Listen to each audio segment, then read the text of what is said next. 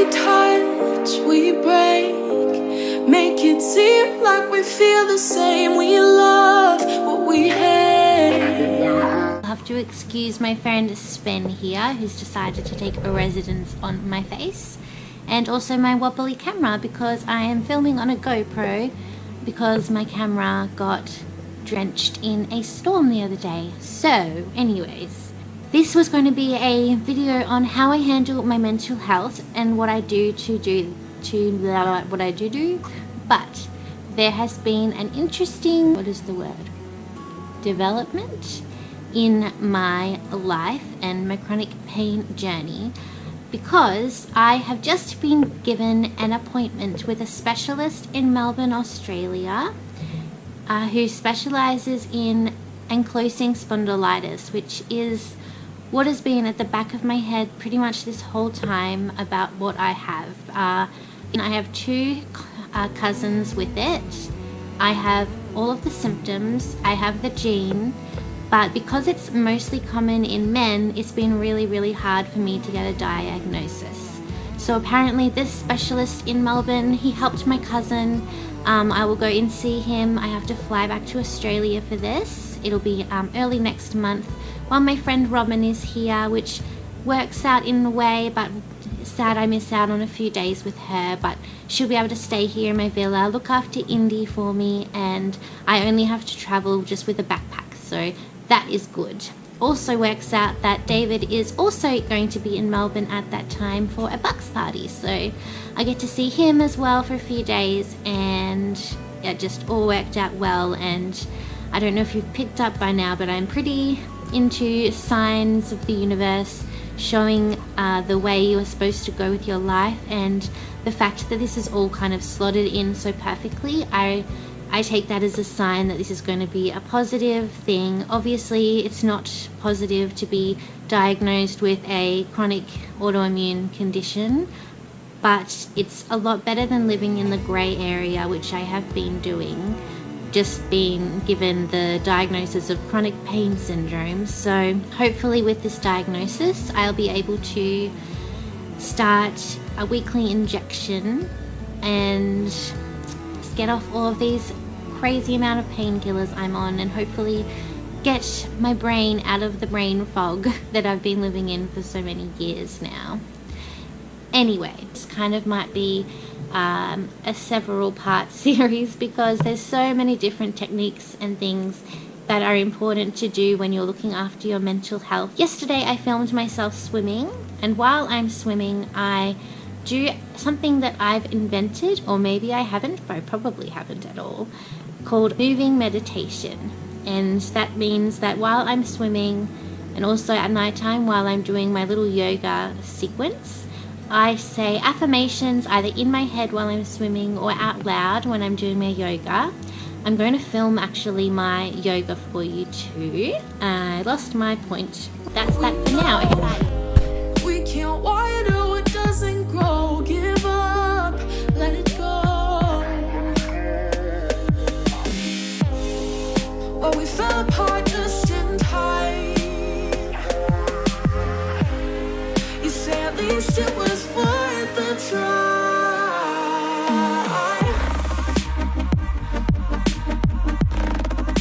At least it was worth the try.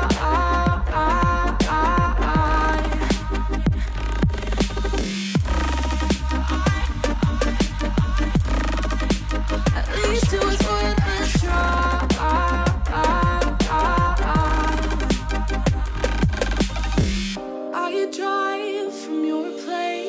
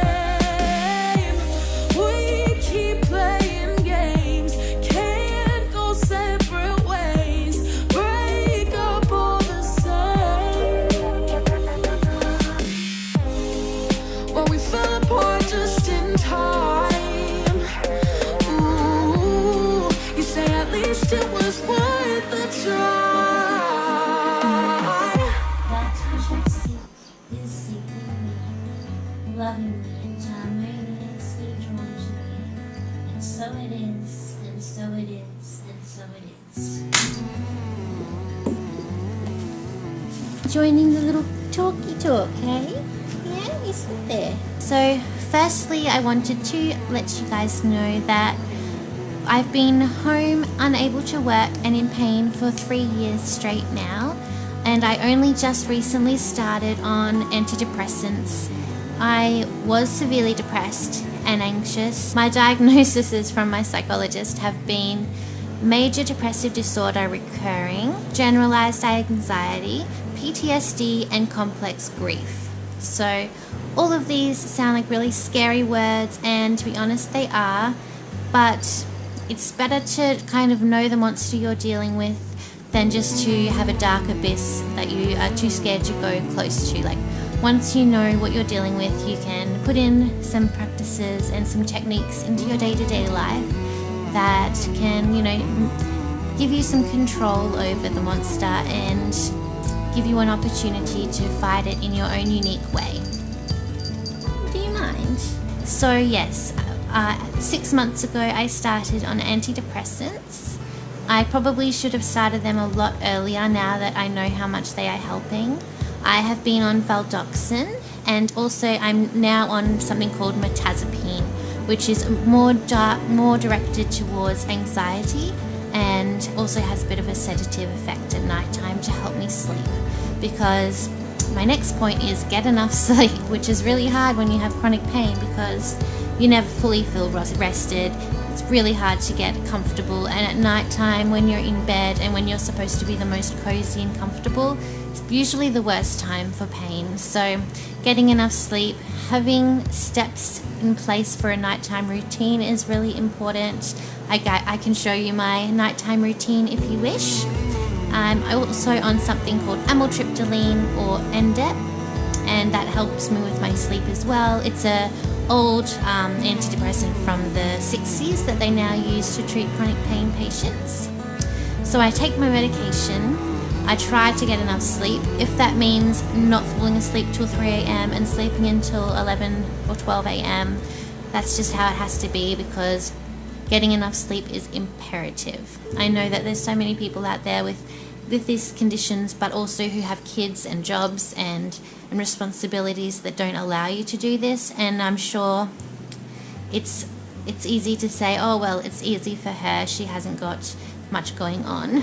Obviously that's very true, and I really sympathize with you if you do have these responsibilities on top of yourself, that you just have to keep putting yourself second, and I'm really sorry that you have to do that. And I hope that maybe a few of these little handy hints will help you to gain a happier and better perspective on life. A wonderful, wonderful thing that's helped me to get through is Facebook pain pages. There's, I think, 4 or 5 that I'm members of now. So on Facebook, do a little search for Spoonie, pain sufferers groups, chronic pain pages. There's heaps of them out there, and if you add yourself in, and then you can feel free to vent in a space of people who know what you're going through, so you don't have to explain the nitty-gritty parts of it because they already understand, and it just makes it a lot easier not to feel so alone with what you're going through. And I honestly think that those pain pages have been lifesavers for so many people. If you are not a chronic pain patient but you still have depression, or if you have anxiety and things like that, I'm sure there's pages out there directly for those purposes as well. So I really encourage you to have a little search on Facebook and connect with people who are going through the same thing as you, because not feeling alone and like you are just going crazy with what's going on in your mind is just really, really helpful. I've made several beautiful lifelong friends through these pages as well. I text them almost every day. We keep up with what's going on in each other's lives. We understand as well, just like I said with the pain pages, you don't have to say, oh, I feel like this and this and this, because they feel the same and they understand completely. I love to make lists of the things that are in my control, because when you are ill for a long time like this, it's so easy to just focus on the things that are completely out of your control. They are overwhelming, they bring heartache and grief and and it's just a rabbit hole of darkness, really. Sorry if you can hear the next door neighbors drilling, by the way. If you can make a list of all of the things that are in your control, such as I can control how I perceive myself. I can control how I treat other people around me. I can control how much water I drink. I can control what my space or my bedroom looks like. I can control how often I choose to surround myself with uplifting and informative content. So some days it's just easy to waste the day away on the couch watching Netflix and not really absorbing anything that's going to be beneficial for you mentally.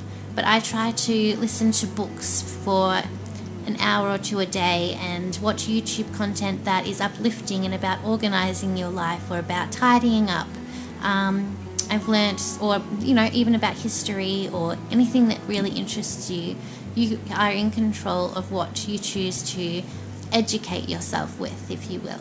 I've also found that watching there's one called Impact Theory, actually, and that it's like a talk interviewing show on YouTube, and he has people who have gone through extremely rough things and come out superheroes, and I feel like that's a lot of us. So I've found that watching those interviews and then telling myself, like, that is you are going to get through this, and even if you're still living in pain and have an illness, you are going to get on top of it and you are going to take control of your life and make your story something great. Books I've read that I encourage you to read if you are into this sort of thing. If not, then I trust that you'll follow your heart to something that interests you perfectly. But these books have just spoken to my soul, and they've just been life-changing for me. And they are Light is the New Black by Rebecca Campbell, Rise Sister Rise by Rebecca Campbell, The Obstacle is the Way by Ryan Holiday, Big Magic, Creative Living Beyond Fear by Elizabeth Gilbert, The Universe Has Your Back by Gabrielle Bernstein. I've found these books to be amazing. I cannot focus on physically reading a book for long enough to absorb. I end up reading the same line 7 times and just getting frustrated. So I use Audible every day. I've always got my earphones in, listening to something that is giving me ideas and inspiring me. As I've shown you as well, I do my yoga and swimming meditation. I try to do that every day.